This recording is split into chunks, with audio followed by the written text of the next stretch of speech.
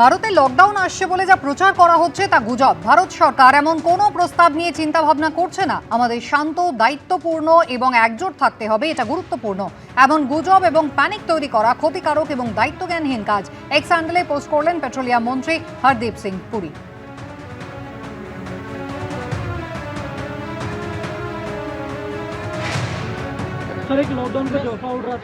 नहीं, ये सब कौन अफवाहें उड़ाते हैं। प्रधानमंत्री जी ने बहुत साफ तौर से बताया था कि पैनिक नहीं होना है। जमाखोरियों को चेतावनी दिया है, राज्य सरकारों को आह्वान किया है कि कोई इसमें होर्डिंग ना करे, पैनिक क्रिएट ना करे। भारत सरकार पूरी तरह से स्थिति का नियंत्रण में पूरा रखा हुआ है और आम लोगों को तकलीफ नहीं होने के लिए टॉप लेवल से बॉटम लेवल तक प्राइम मिनिस्टर साहब खुद कंटिन्यूसली मॉनिटर करते हैं और प्रधानमंत्री जी के साथ में जितने जो टीम है सबको इस काम में लगाया है कि कोई हमारे जनता तकलीफ ना हो, इसके लिए पूरा सावधानी भड़कना चाहिए। দেশ জুড়ে রান্নার গ্যাসের সংকট রয়েছে। সংসদে এবার অভিনব প্রতিবাদ করলেন সাংসদ ডেরেক ওব্রায়েন। টি শার্টের বুকে এবং পিঠে গ্যাস সিলিন্ডারের ছবি লাগিয়ে প্রতিবাদ করলেন তৃণমূল সাংসদ।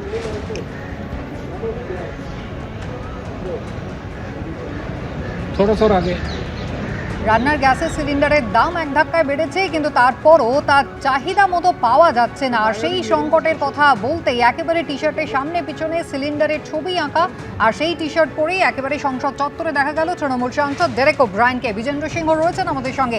বিজেন্দ্র, ডেরেক ওব্রায়েন তিনি একাই এই প্রতিবাদমূলক টি শার্ট পরে এসেছেন?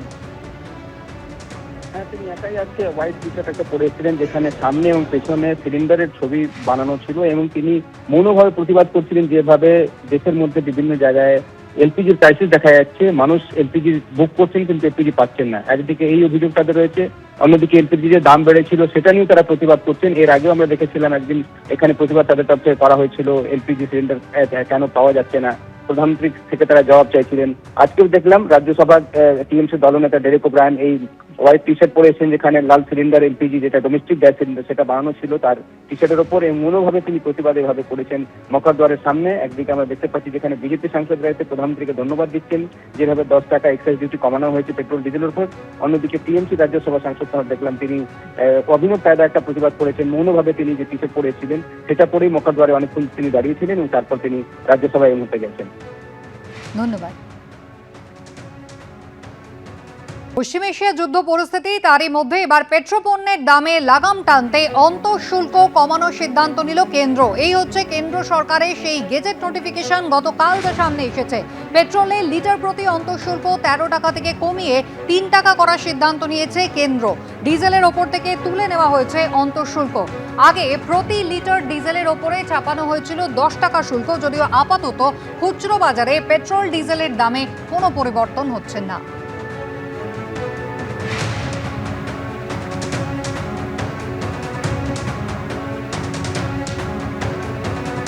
আমাদের দুই প্রতিনিধি সরাসরি রয়েছেন আমাদের সঙ্গে, অরিত্রিক ভট্টাচার্য এবং সন্দীপ সরকার। আমি প্রথমেই অরিত্রিকের কাছে চলে যাব। অরিত্রিক, যে গেজেট নোটিফিকেশন গতকাল পেট্রোলিয়াম মন্ত্রকের পক্ষ থেকে দেওয়া হয়েছে তাতে ঠিক কি বলা রয়েছে? দেখো, মূল বিষয়টি রয়েছে যে পেট্রোল এবং ডিজেলের দাম সেটা কিন্তু গত 1 মাস এই যুদ্ধ পরিস্থিতিতে আমাদের দেশে অপরিবর্তিত রয়েছে। 28শে ফেব্রুয়ারি প্রথম এই মধ্যপ্রাচ্যে যুদ্ধের পরিস্থিতি তৈরি হয়েছিল। আজকের ঠিক 1 মাস অতিক্রান্ত হওয়ার মুখে, এবং সেই জায়গায় দাঁড়িয়ে বিভিন্ন জ্বালানি মাধ্যম আমরা দেখেছি কিন্তু দাম বেড়েছে। প্রথমেই যেটা বেড়েছিল গ্যাস সিলিন্ডারের দাম, সেটা বাণিজ্যিক হোক বা ঘরোয়া গ্যাস সিলিন্ডার। তারপরে আমরা দেখেছি আস্তে আস্তে খুব গুরুত্বপূর্ণভাবে ইন্ডাস্ট্রিয়াল ডিজেলের দাম বেড়েছে, কারণ ইন্ডাস্ট্রিয়াল ডিজেলের প্রভাব কিন্তু সার্বিক ক্ষেত্রে অনেকটা মূল্যবৃদ্ধিকে নিয়ন্ত্রণ করে। তারপরে যেটা দেখা গেল, এমনকি এলপিজির যে অটোর যে এলপিজি তারও দাম বাড়লো। কিন্তু পেট্রোল ডিজেলের দাম, প্রিমিয়াম পেট্রোলের দাম বেড়েছিল, কিন্তু পেট্রোল ডিজেলের দামকে আটকে রাখা হচ্ছিল। এইবার যেটা দেখা যাচ্ছে, এই যে আটকে রাখা, যেহেতু বিশ্ববাজারে এর মধ্যে তেলের দাম অনেকটাই বেড়েছে, সেই আটকে রাখার জন্য প্রতি লিটার পেট্রোলে যে অয়েল কোম্পানিগুলো রয়েছে তাদের প্রায় 22 টাকা, এবং প্রতি লিটার ডিজেলে তাদের প্রায় 30 টাকার মতন আগের থেকে লাভ কম হচ্ছে বা ক্ষতির দিকে যেতে হচ্ছে। সেই জায়গাটা থেকে কিন্তু অয়েল কোম্পানিগুলোর পক্ষে তেল সরবরাহ করা কঠিন হয়ে পড়ছিল। কেন্দ্রের তরফে যে সিদ্ধান্ত নেওয়া হলো এক্সাইজ ডিউটি, যেটা কালকের গেজেট নোটিফিকেশনে বলা রয়েছে, সেটা হচ্ছে পেট্রোলের ক্ষেত্রে এক্সাইজ ডিউটি 13 টাকা ছিল, সেটা 10 টাকা কমিয়ে 3 করা হচ্ছে। আর ডিজেলের ক্ষেত্রে যেটা ছিল 10 টাকা, সেটাকে কমিয়ে একেবারে নিঃশুল্ক করে দেওয়া হচ্ছে, শূন্য করে দেওয়া হচ্ছে। এতে কিন্তু এরকম নয় যে এই 10 টাকা কমছে বলে আমরা পেট্রোল পাম্পে গিয়ে পেট্রোল ডিজেলের দাম গত কালকের থেকে 10 টাকা কম দেখবো, তা নয়।